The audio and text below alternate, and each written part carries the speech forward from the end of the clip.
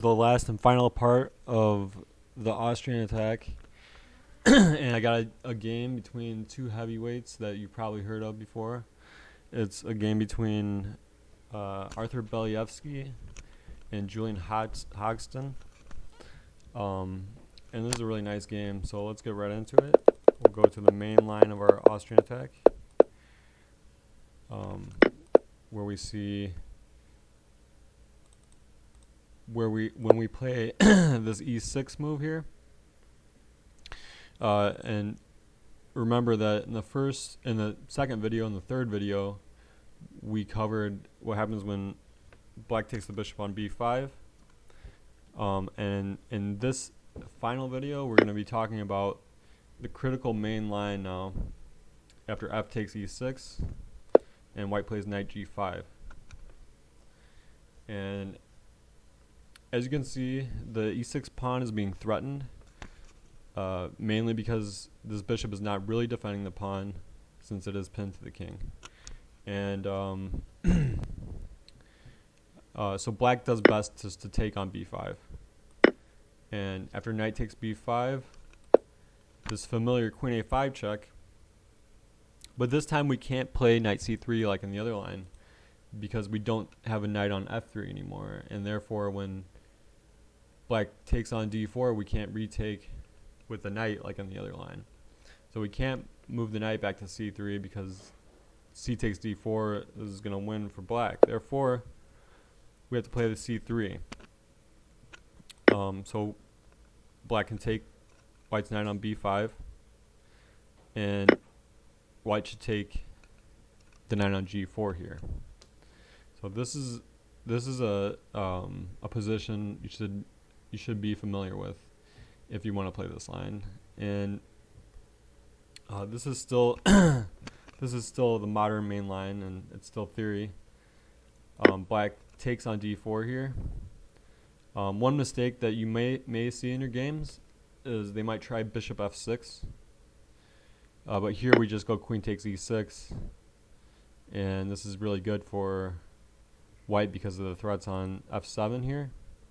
So for example, knight a6, we just go knight f7 and we're already winning. So c takes d4 is the way black should play. And after knight takes e6 here,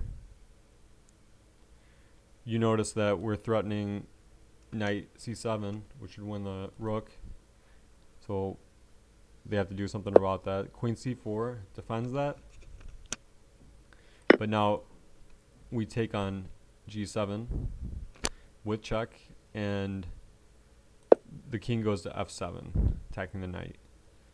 Now, in this position, there's currently two main moves, theoretically, that white can play.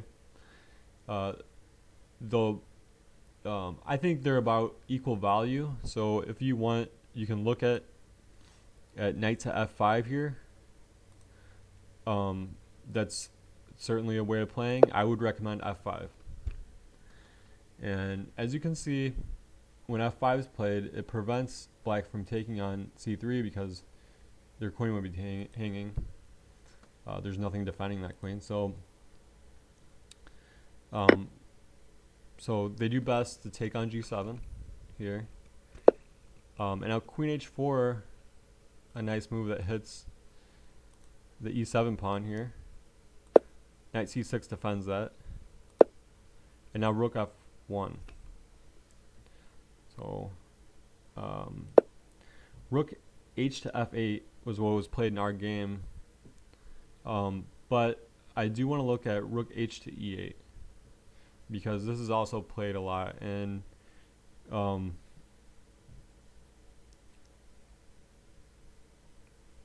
I recommend just playing bishop h6 check. And king goes, for example, follow up with queen e4 here.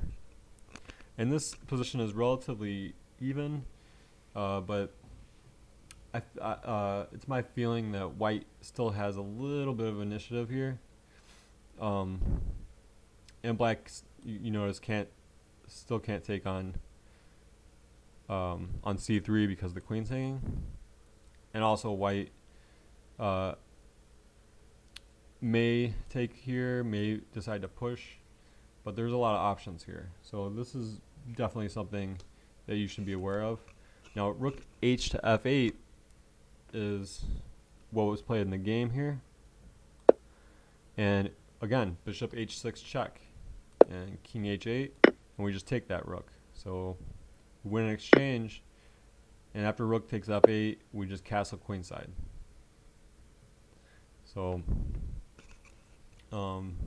both sides are doing fine here.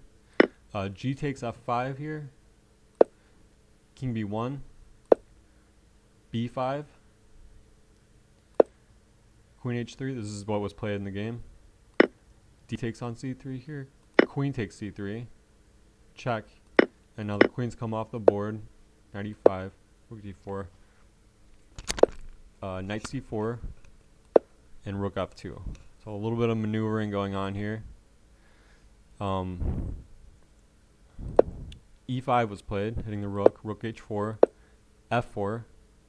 So these pawns are looking a little bit scary, but if white can hold on and weather the storm, he does have two rooks. And two rooks are very powerful and effective, especially at mopping up all these pawns. King c2 was played, knight e3, check, and king d3. And it looks like, oh, well, king's getting checked and kicked around. No, that's not the case here. The king is actually being used as an aggressive piece, and it's going toward the center of the board. It's going to help gobble up all these pawns. King g7 here, g3, knight d5, rook g4 check, king f6. So, you know, black gets his king toward the center as well.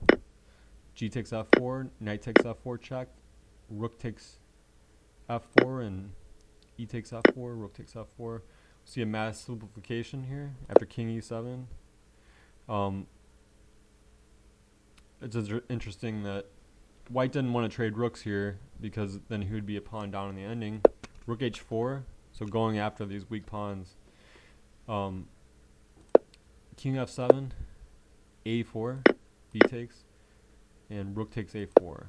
King e6, rook e4 check, king d7, rook a4. Now it's here where it starts to look pretty drawish in this position. Rook f3 check, king d2, rook f2 check, king d3, rook takes on h2, and rook takes a7 check, king e6, c4, rook h1, a5, h5. So black trying to get this past h pawn, but it's not going to work. And remember, whenever your opponent has a passed pawn, your main priority, assuming you don't have any checkmating attack, the main priority should be to stop that pawn. And that's exactly what Belyevsky did here in this game. h4, rook h5, h3, king f2. So the king and rook just come in to mop up that pawn, and this is a completely drawn position. And I did want to recap a little bit on this game because there are some move orders here that you will need to be aware of. c5 here, and so f takes. This is how I would recommend if you want to take up the perk defense. This line should be your starting point. This is a very critical line against the sharpest attacking system, which is the Austrian attack. And remember this f takes e6 move, better than bishop takes b5. And knight g5, you want to take on b5 here. Knight takes b5. Now, what about, you might say, why not take on e6 here? What's wrong with this? And this is a line that I've had a couple times with the black pieces, and you can actually force a draw if you take on d4, assuming that white takes the queen here. Well, bishop f2 check. The king has to go to d2. Remember, you see that the light squares are being covered.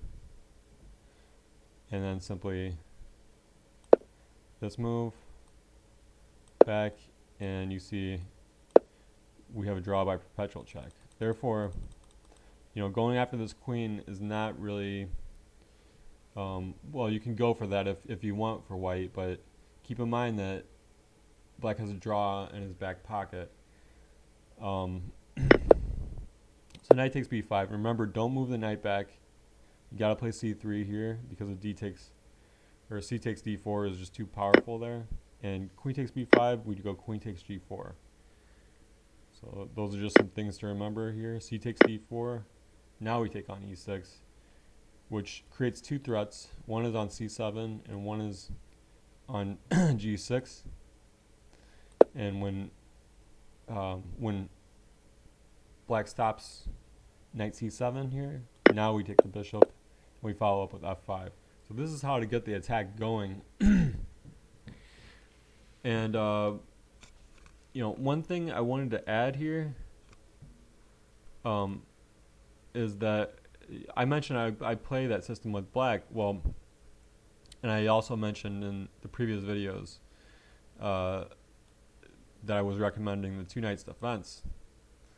And you know that I was recommending to play the Benko gambit against d4 and c4 here. But what if they play knight c3 in this position? Well, this is where the perk defense comes in, because otherwise c5 is sort of a dubious pawn sacrifice. It might be playable, actually. I've played it quite a few times, actually. But I come to the conclusion that the best move here, the best plan, is probably just to play g6, and if white plays e4, just allowing a transposition to the line we looked at here. And now c5. And yeah, you're going to have to know more than just how to play against the Austrian attack. You'll have to know how to play against the 150 attack. You have to know how to play against the classical systems. And I think it's worth playing just to have something to play against d4 and knight c3. Because otherwise, you're not going to get a Benko gambit. And this is a nice line to know to fill in the gaps. But I hope, you know, through all these 4 videos that you have a good idea of what you should be doing in the Austrian attack, what you're looking for, and the key moves and patterns that you need to know. And that's going to wrap it up for the Austrian attack. Thank you, guys.